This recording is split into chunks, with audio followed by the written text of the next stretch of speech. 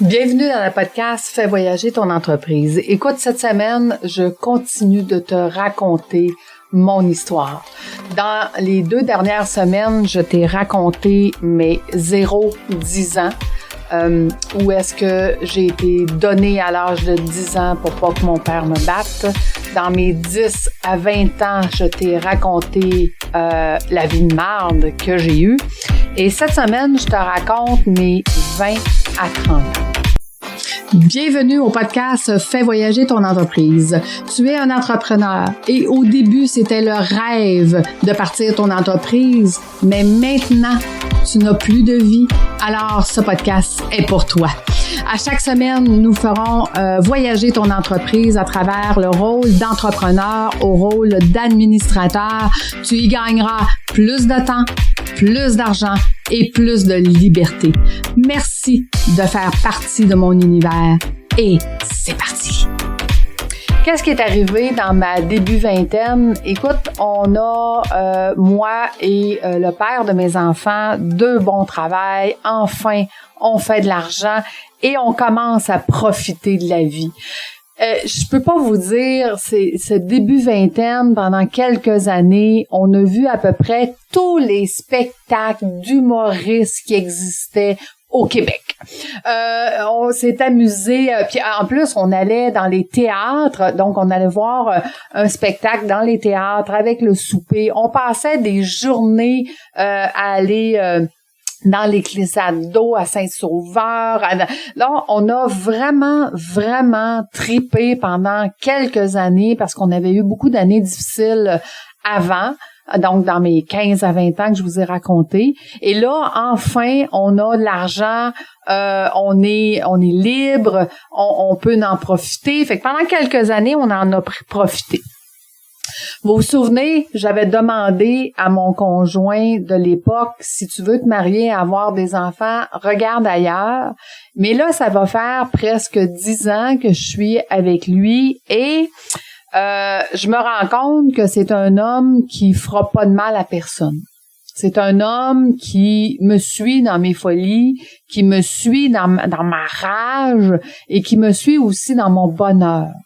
Et à ce moment-là, un jour, on est dans la voiture, tout bonnement, et je le regarde, puis je lui dis « Et pourquoi on se marierait pas? » Écoutez, il m'a regardé, puis il a fait comme « OK. » Et là, je lui dis « Ben, écoute, c'est parce que si on veut des enfants, il va falloir se marier. » Et là, il tombe des nues parce que vous comprenez que j'avais toujours dit que je ne me marierais pas et que j'aurais pas d'enfants. Et tout d'un coup, je lui demande « Veux-tu te marier? » Donc, on est dans la voiture et je me souviens pas où est-ce qu'on allait, mais je peux vous dire que la destination a changé. On s'est arrêté dans une bijouterie et on est allé acheter nos bagues de fiançailles et de mariage. Donc, j'avais à ce moment-là décidé d'avoir des enfants avec lui parce que j'étais persuadée à 200% que jamais il ferait mal à mes enfants et que jamais il en abuserait. C'est ce qui m'a permis, grâce à cet homme, d'avoir 2 enfants. Donc, j'ai eu mes enfants à l'âge de 24 et 25 ans et demi, mais ils ont 17 mois de différence, donc on va dire 24 et 26 ans. Écoutez, quand j'étais enceinte, faut comprendre que premièrement, j'étais retirée du travail rapidement parce qu'à cette époque-là, je me promenais sur la route et c'était dangereux. Je faisais beaucoup trop de kilométrage dans une semaine. Donc, j'étais retirée du travail rapidement et je tombais en CSST. Donc, je tombais d'une fille qui travaillait et qui montait des marches constamment à « je suis assise chez nous à rien faire ». Fait que j'ai engraissé énormément, 45 livres à chacun de mes enfants. Et tout au long de ma première grossesse, j'étais persuadée que j'aurais un fils. Demandez-moi pourquoi, aucune idée. J'étais persuadée que j'aurais un fils. J'avais même jamais envisagé d'avoir une fille. Pourquoi? Aucune idée. Mais, quand j'ai accouché d'une fille, et là, je la regarde, Et je dis à tout le monde qui est dans la salle d'accouchement, mais elle me ressemble. Puis, je suis comme tout émue de voir ce bébé qui me ressemble, qui a mon visage, qui est tout petit. Puis que là, je me dis, mais mon Dieu, que je vais donc devoir te protéger. C'est peut-être pour ça que j'ai jamais envisagé d'avoir une fille, parce que inconsciemment, probablement, j'avais une peur d'être obligée de faire mer et monde pour la protéger. Et 17 mois plus tard, je tombais enceinte de mon garçon. Et quand mon garçon est né, il était beaucoup plus grand, beaucoup plus gros que ma fille, et que j'avais donc le sentiment que, mon Dieu, lui va être notre homme fort, notre homme protecteur. Et que j'ai élevé mes enfants dans cette optique-là. Et j'ai élevé mes enfants, effectivement, ma fille, à avoir peur des étrangers. Malheureusement. Aussitôt qu'un étranger lui parlait, elle partait à courir, elle se reculait en arrière de moi, puis elle se cachait. Tellement qu'elle en avait peur. Mais dans le fond, c'était mes peurs à moi que je lui avais transmises. Parce que j'avais peur que les étrangers viennent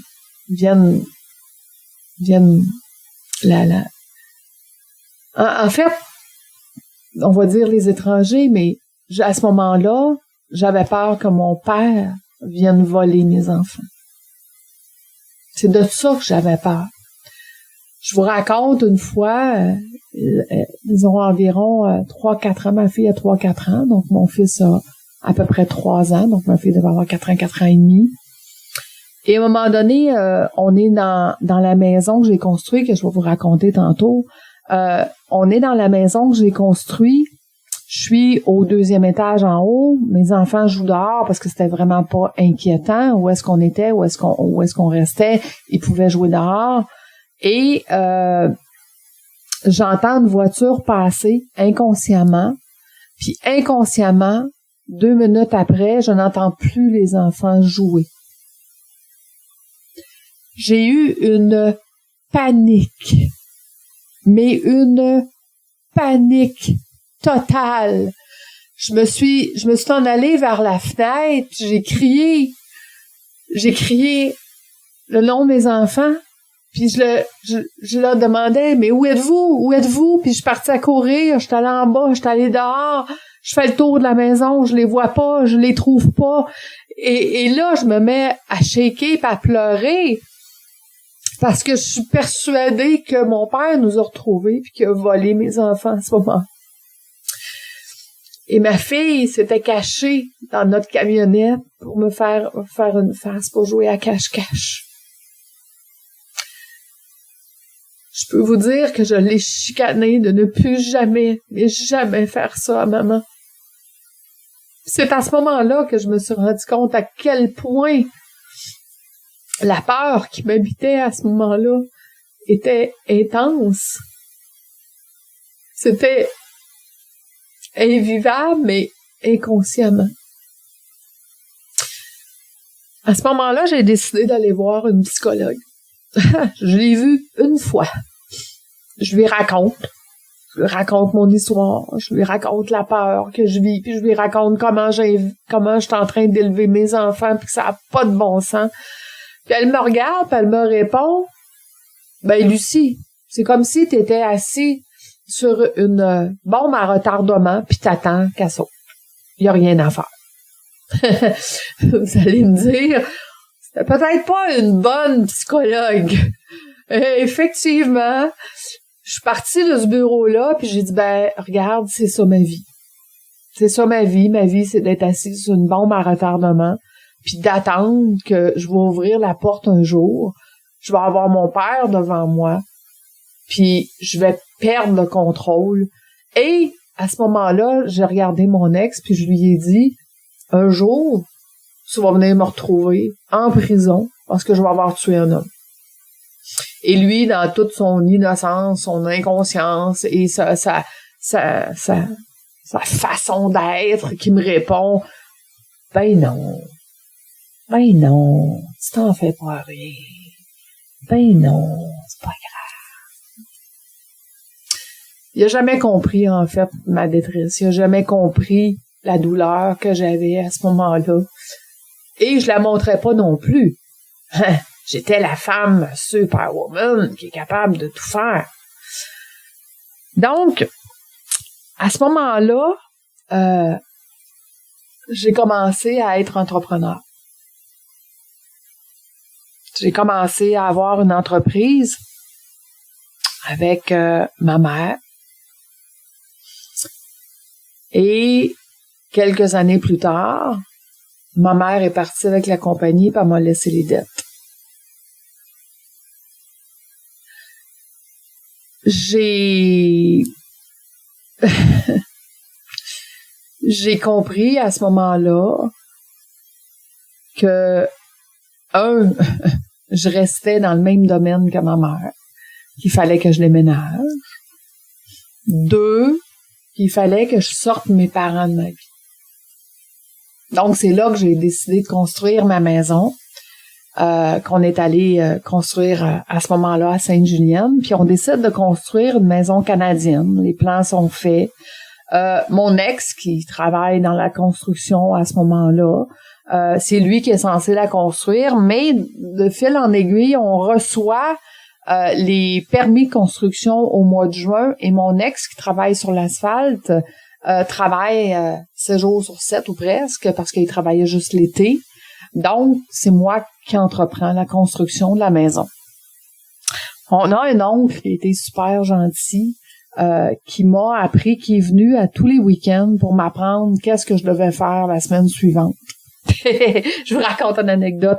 À un moment donné, il me monte à clouer des entretoises. En tout cas, c'est des morceaux de bois entre 2 par 4 pour pas que les 2 par 4 se tordent. OK, je me souviens plus comment ça s'appelle, mais quelque chose genre.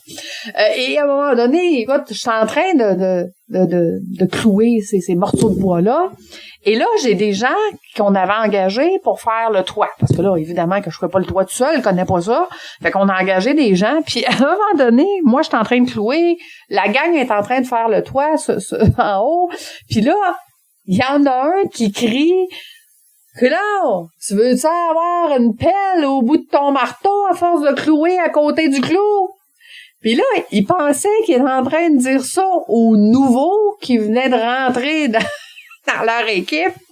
Puis là, que moi, j'y réponds, écoute, je m'excuse, je sais pas clouer, l'a appris cette semaine, fait que ça se peut que je cloue à côté du clou.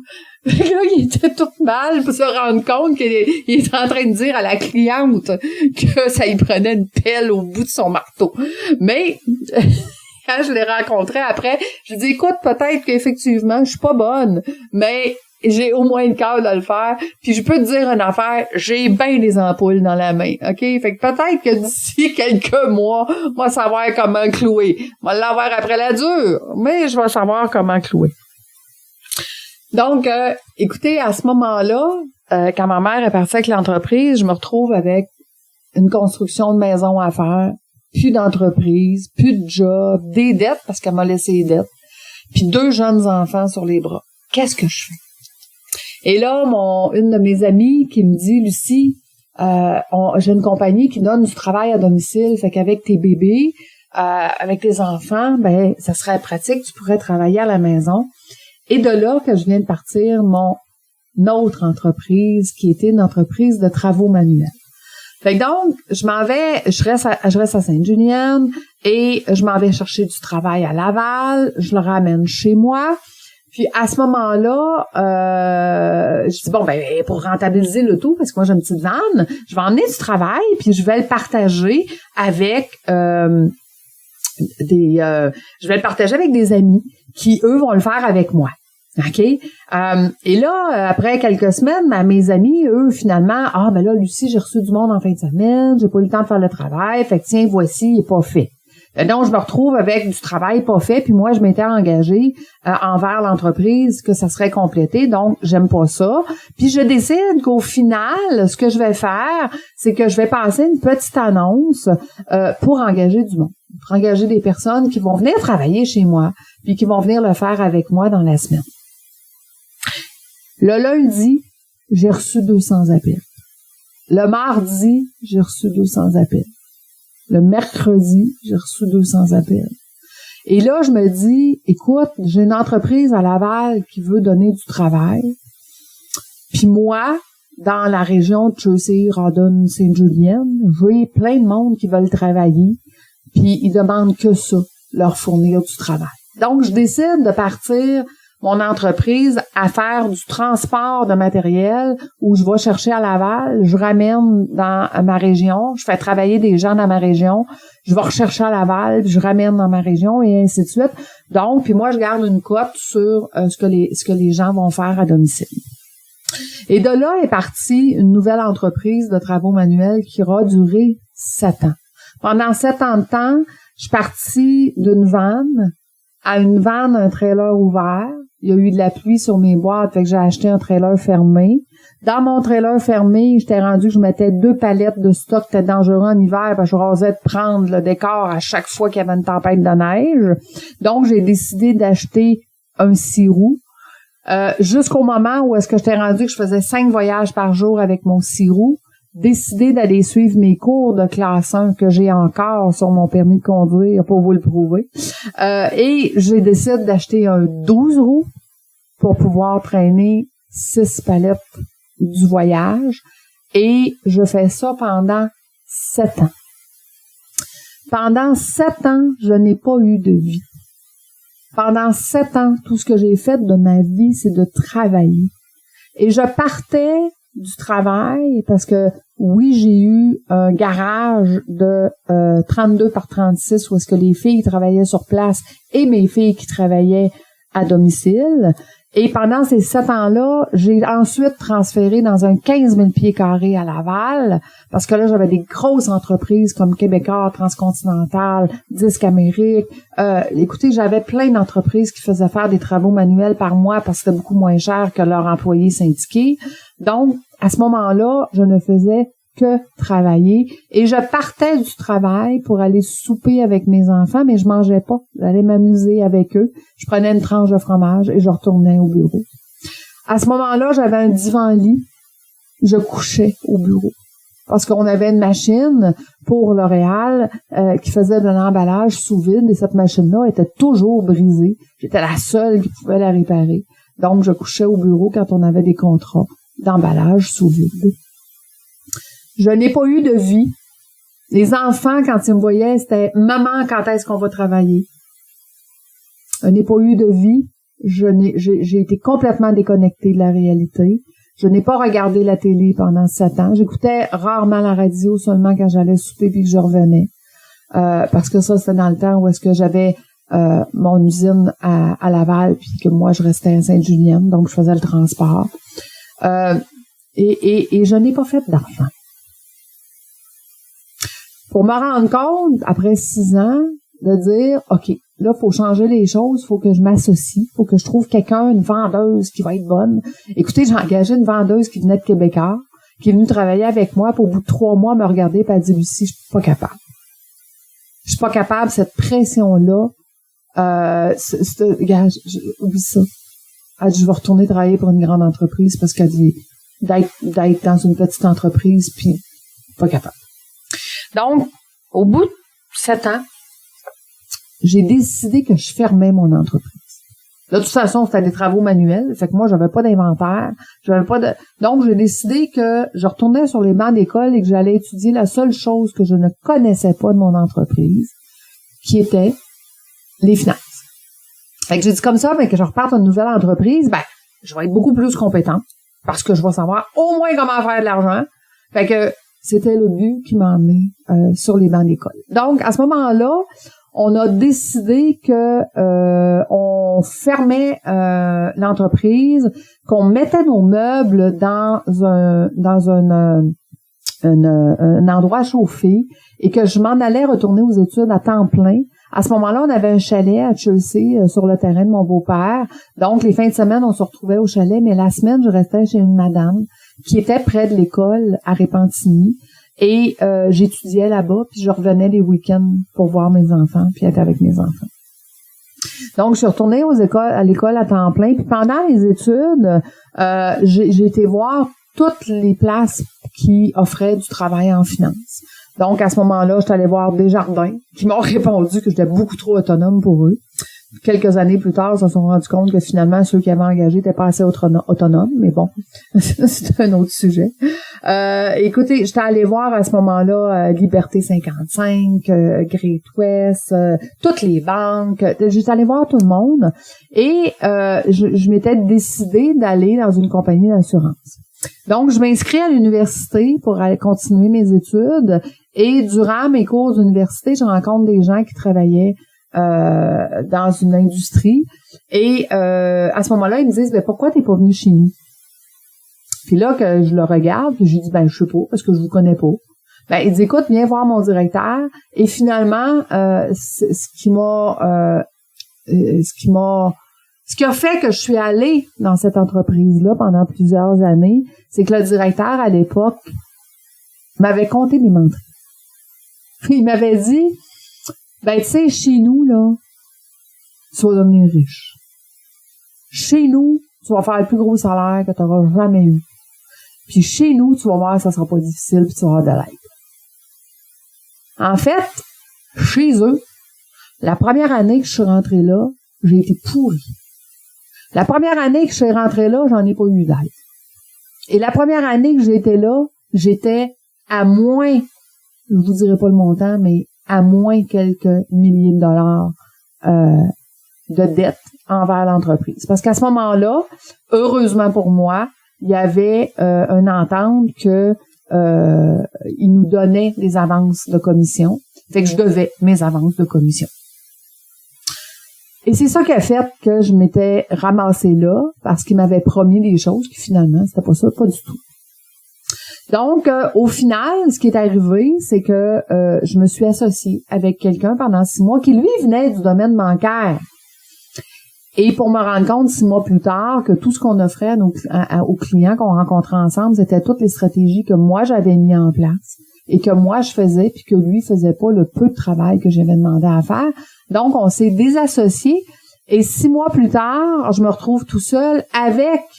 enfin fini le sentiment de l'imposteur, avec la certitude que je pouvais aider les gens. Et les 6 mois qui ont suivi, donc si vous me suivez, on est rendu de 1 an et demi à 2 ans. Les 6 mois qui ont suivi, j'avais tout remboursé et j'avais fait le revenu que je devais faire la 2e année.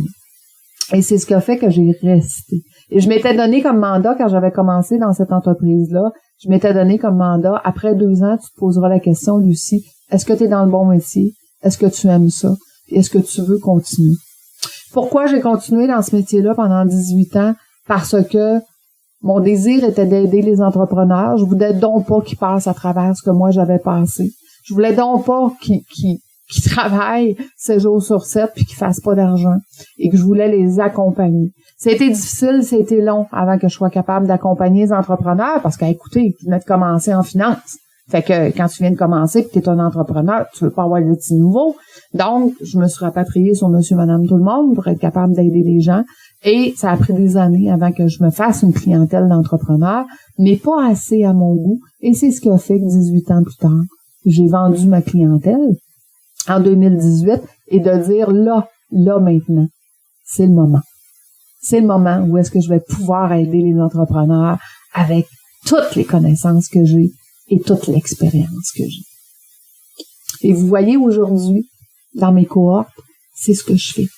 J'accompagne mes entrepreneurs à ne pas vivre la vie que j'ai eue, à ne pas perdre leur vie à travailler des 12 heures par jour, puis des 7 jours par semaine, puis à apprendre comment faire pour gagner une vie.